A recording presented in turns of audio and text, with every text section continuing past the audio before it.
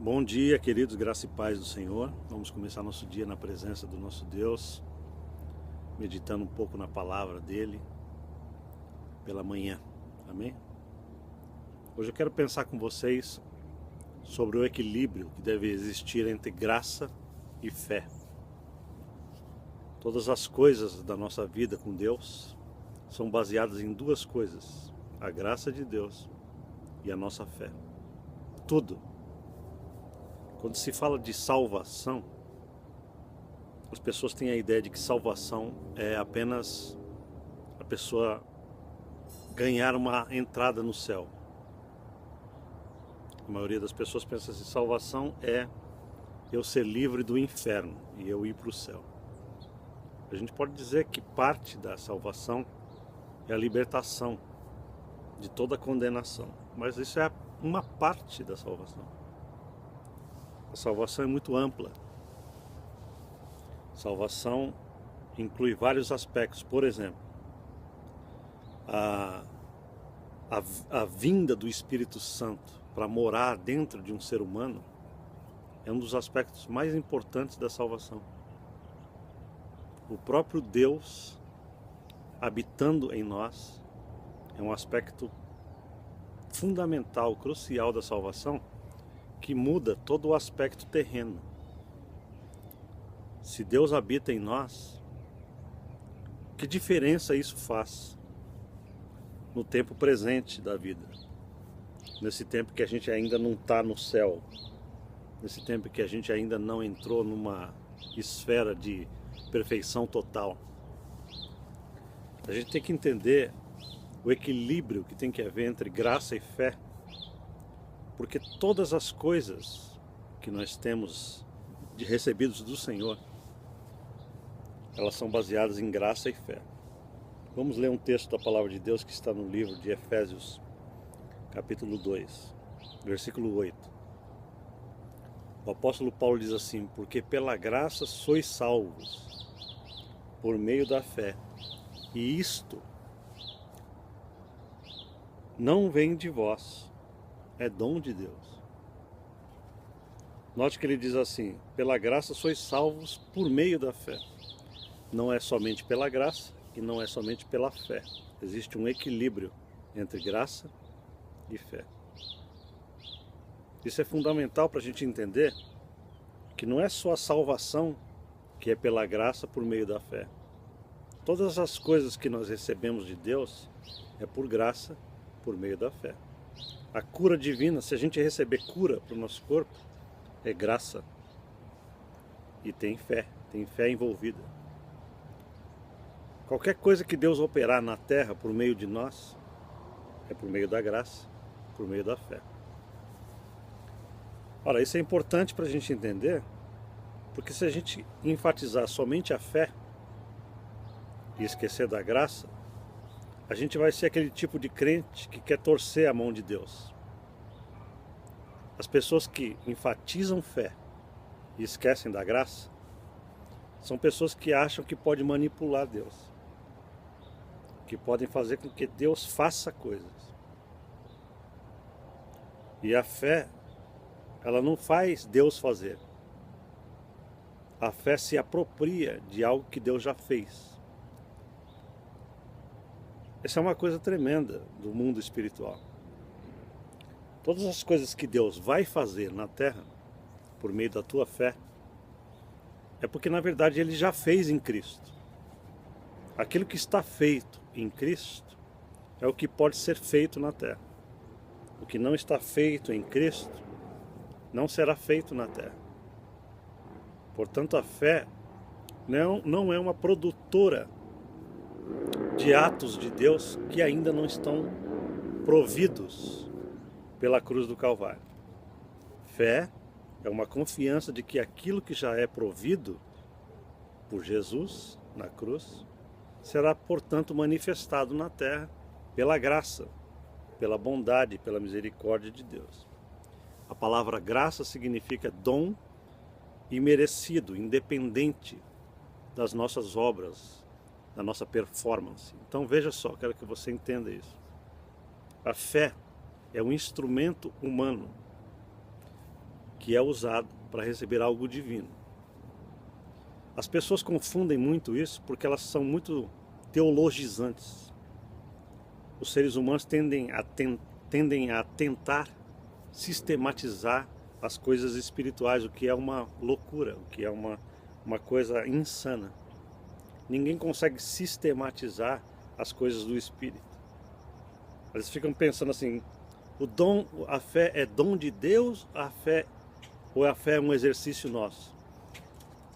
As duas coisas são verdadeiras e as pessoas ficam tentando categorizar. Tire isso da cabeça. Se você é uma dessas pessoas que ficam tentando sistematizar a fé para ver se funciona, tire isso da cabeça. A fé é um exercício teu, é um exercício humano. Quando o apóstolo Paulo diz assim, pela graça sois salvos, por meio da fé, ele está dizendo, pela graça de Deus, por meio da fé humana. Esqueça a teologia e exercite a tua parte. Simples assim.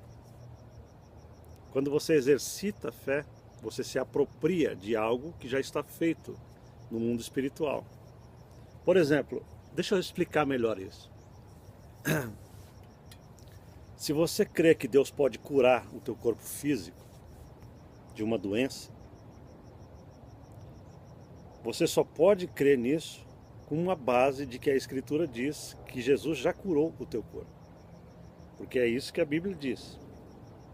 Pelas suas pisaduras de Jesus fomos curados. Ele levou sobre si as nossas enfermidades, diz a palavra de Deus. Ele levou na cruz do Calvário. É passado. Eu estou falando da cura divina para você entender apenas um aspecto daquilo que Deus pode fazer. A cura divina para o corpo humano, ela não é algo que Deus decide fazer de momento. Dá na cabeça de Deus, eu vou curar uma pessoa. Eu vou curar aquele outro. Essa é uma visão errada da maioria das pessoas. Elas acreditam assim, salvação é algo certo. Cura não é certo. Não é verdade. Sabe por que não é verdade? Porque a mesma passagem que fala de cura, a mesma passagem da Escritura que fala de salvação na cruz, ela está falando de cura para o corpo. Isaías 53 e outras passagens, né?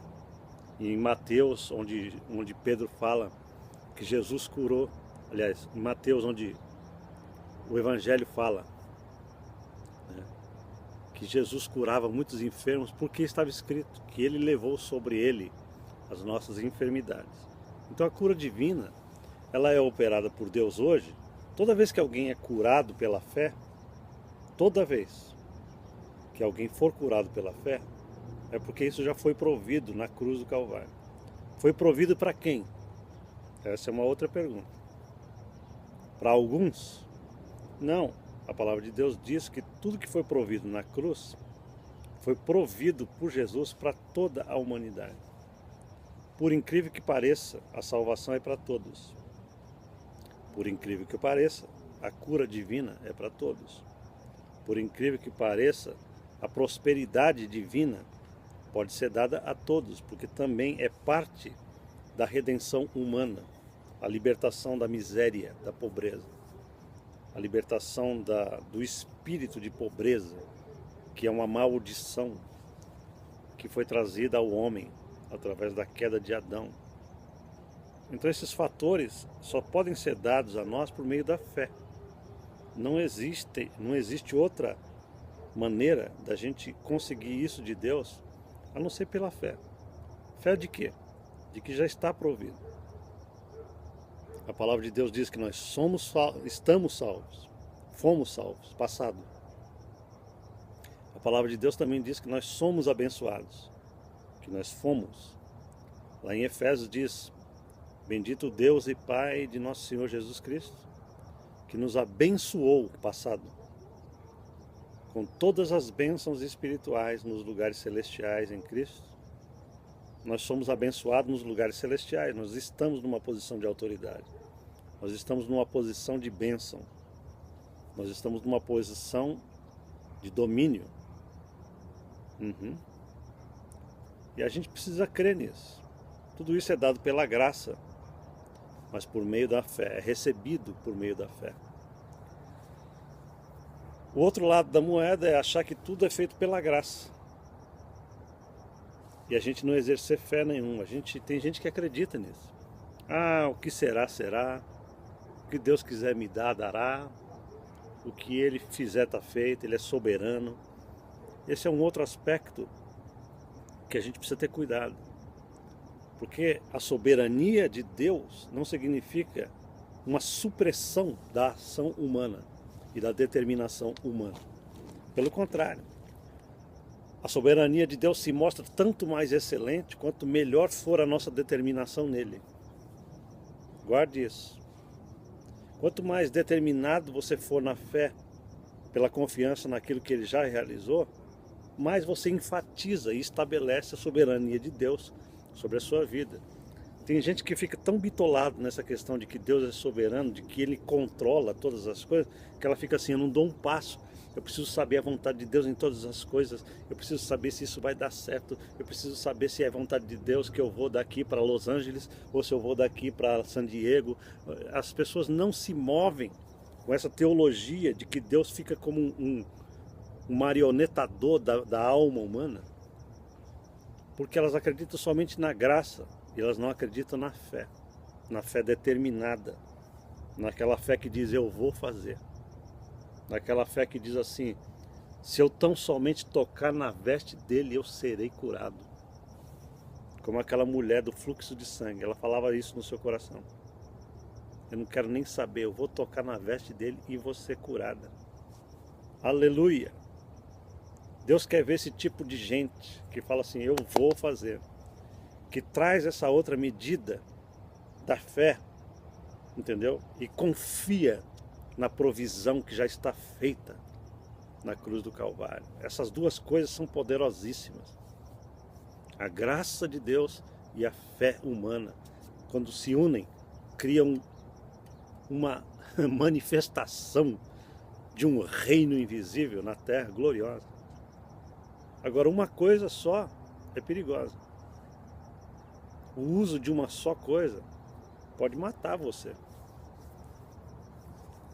Se você pegar o sal de cozinha, é cloreto de sódio.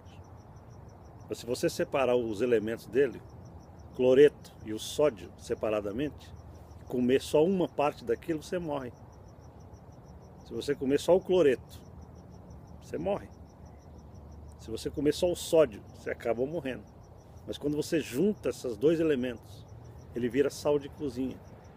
E aí, aquilo é um elemento essencial para o seu corpo. Tem iodo, faz bem para você. Assim também as coisas espirituais. Quando as pessoas querem andar somente pela graça e não exercitam a sua fé diária, elas acabam morrendo. Por que que morrem? Porque existem outros fatores malignos operantes no planeta Terra, na atmosfera espiritual, que está louco para que o crente só viva pela graça e não exercite a sua fé. Satanás está procurando o crente que seja passivo, que não tome posse da sua herança, que não entenda quem é em Cristo Jesus, que não tenha noção de quem é, porque ele tem licença para matar, para roubar e para destruir esse tipo de crente. Por outro lado, se o cara não acreditar na graça de Deus e quiser usar somente a sua fé, ele não vai conseguir nada. Porque ele não vai conseguir fazer com que as coisas de Deus se manifestem na terra, sendo que Deus já operou no mundo espiritual. A vida operada na terra é algo que já está feito no céu. Portanto, querido, hoje é um dia de você combinar esses dois fatores poderosos que trazem manifestação do reino de Deus na sua vida. O que é que você está precisando hoje de Deus? Tem gente que fica com inibição. Essas coisas não são para mim, essas coisas fazem parte de um evangelho de prosperidade, de um evangelho desses caras que ficam achando que podem falar e acontecer. Tem gente que tem bitolamento com um monte de coisa por causa desse monte de doutrina que está por aí, e acaba esquecendo de viver a realidade do reino de Deus. Esquece teologia, esquece esse povão que está tudo falando bobagem. Vive a palavra. Todas as coisas são dadas a você por meio da graça, através da sua fé. Todos os milagres de Deus acontecem assim. E se você puder aprender mais sobre isso, tanto mais você verá a glória de Deus manifestada na sua vida diária. Vamos orar juntos. Nosso Deus, obrigado porque tudo na nossa vida, a nossa salvação como um todo, vem pela Tua graça. É um dom, é um presente gratuito do Senhor. Mas é obtido através da fé, através da nossa confiança, da nossa consideração daquilo que o Senhor já fez. Isso é fé. Senhor, nós cremos hoje que o Senhor é um Deus que cuida de nós. Nós cremos, nós tomamos posse para nós, de que o reino de Deus está em nós, de que nós estamos aqui para declararmos essa vitória de um reino superior que já está, que já venceu e que está dominando novamente o planeta pela graça de Deus. Nós somos membros desse reino. Nós somos cidadãos celestiais. Obrigado, Senhor, por isso. É fé. Eu creio nisso. Eu declaro a nossa vitória. Eu declaro a paz. Eu declaro a bênção de Deus sobre todos os que estão ouvindo essa mensagem, para que eles entendam o valor da graça e o valor da fé no propósito do Senhor para as suas vidas. Em nome de Jesus. Amém. Amém, queridos? Um bom dia para você. Nós estaremos nos reunindo às 7h30 da noite hoje para o nosso discipulado. Eu espero vocês hoje em nome de Jesus. Deus abençoe e a gente se vê. Amém.